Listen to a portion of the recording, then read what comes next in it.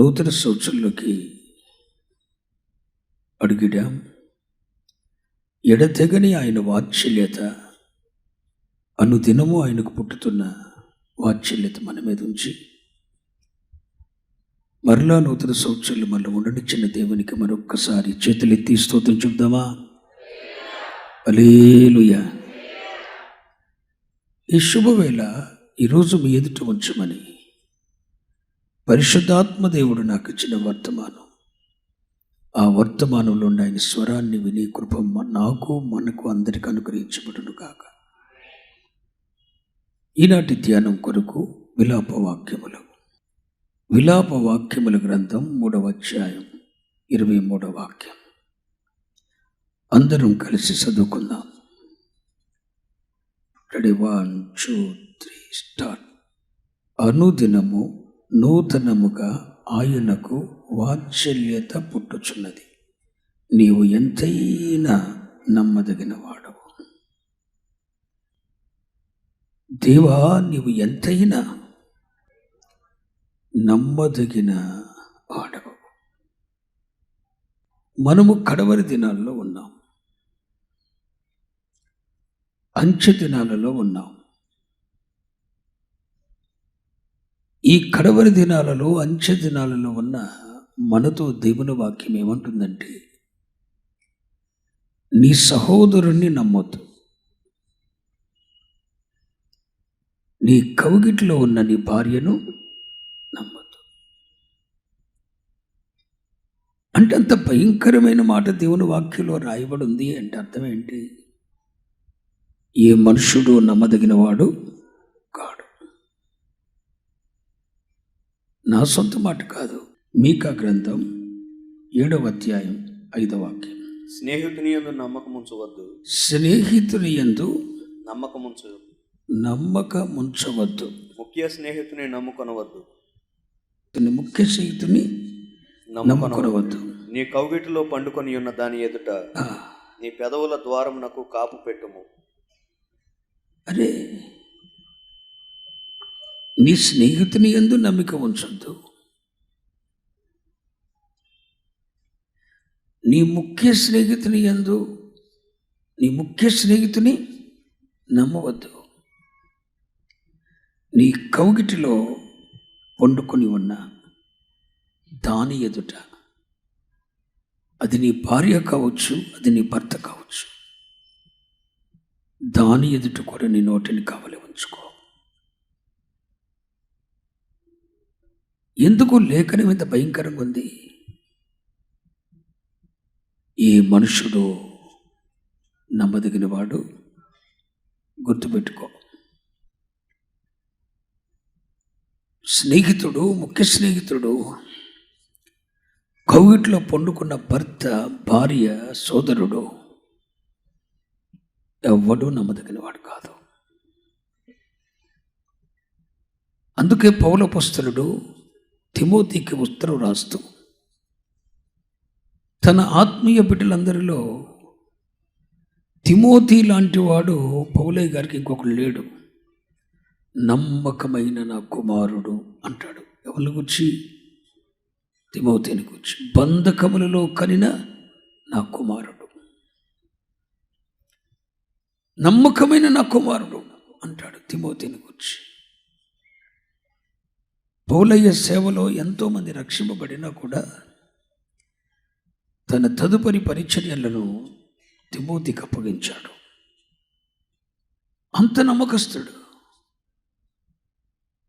ఆ నమ్మకస్తుడైన తిమోతికి ఉత్తరం రాస్తూ నమ్మకమైన నా కుమారుడు అని పౌలయ్య గారి సాక్ష్యం ఇచ్చినటువంటి తిమోతికి పౌలయ్య గారి ఉత్తరం రాస్తూ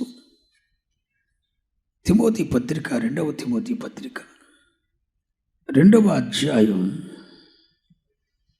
13వ వచనం. మనము నమ్మదగని వారమైనను ఆయన నమ్మదగిన వాడుగా ఉండును. తిమోతి, మనము నమ్మదగని వారమైనను ఆయన నమ్మదగిన వాడు. మీరు చాలా జాగ్రత్తగా అర్థం చేసుకోవాలి. దేవుని వాక్యం అంటుంది, నీ స్నేహితుని యందు నమ్మకం ఉంచొద్దు. నీ ముఖ్య స్నేహితుని నమ్మవద్దు.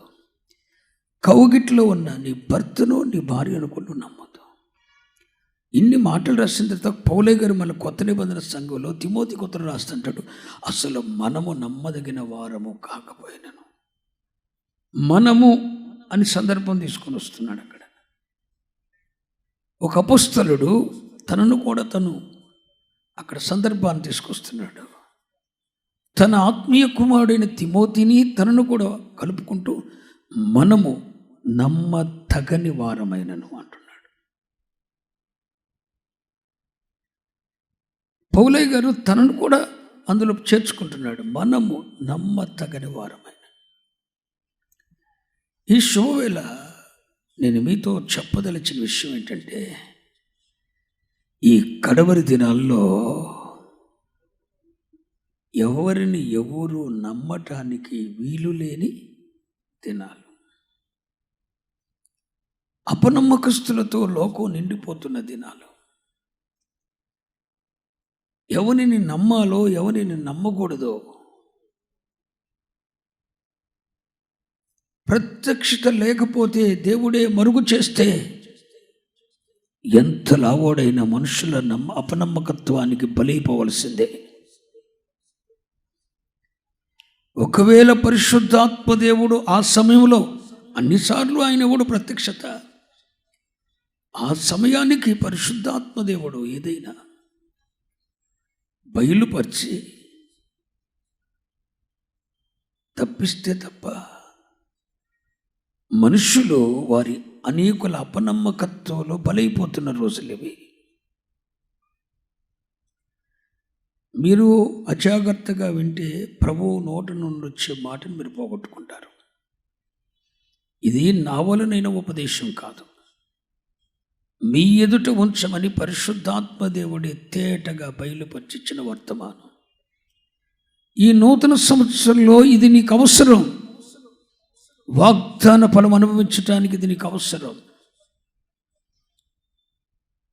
ఎన్నో వాగ్దానాలు ఉన్నాయి. క్రీస్తు యేసునందు ఎన్ని వాగ్దానములైనను, ఎన్ని అమూల్యములను అత్యధికములనైన వాగ్దానములు మనకున్నవి.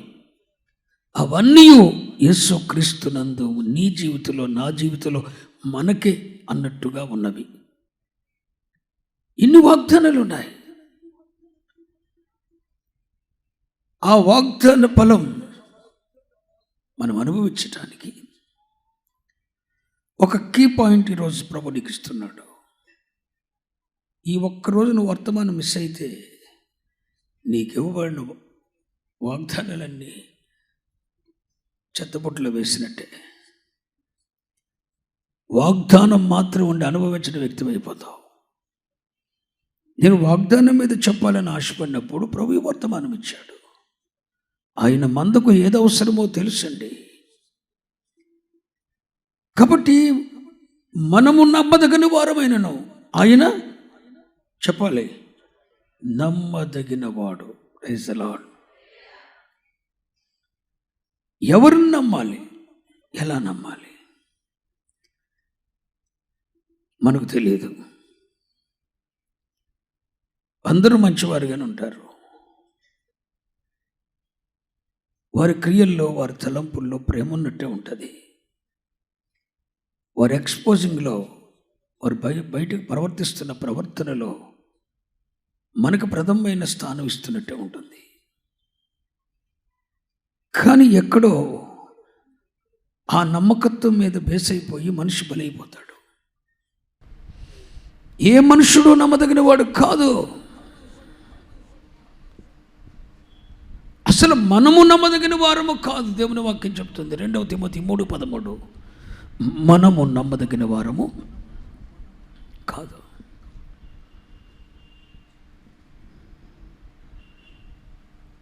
ఇప్పటి వరకు ప్రేమించిన వాడు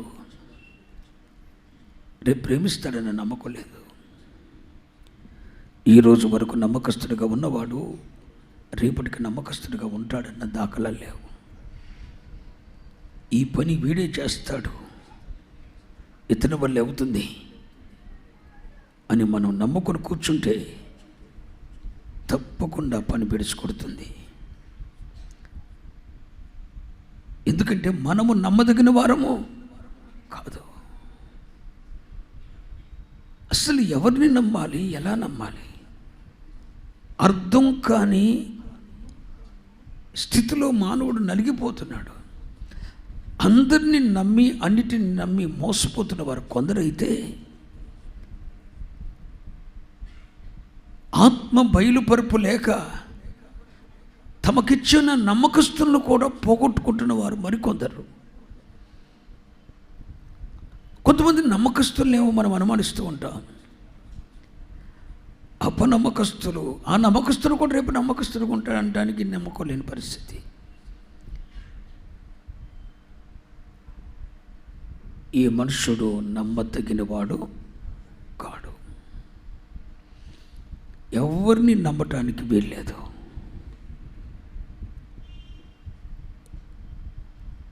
ఒకవేళ నమ్మినా రేపు నమ్మకం ఉంటాడంటానికి ఆస్కారం లేదు.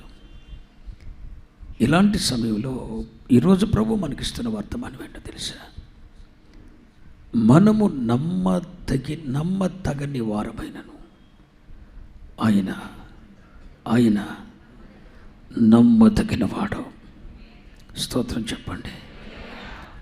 మనము ఆరాధిస్తున్న దేవుడు నమ్మదగిన దేవుడై ఉన్నాడు.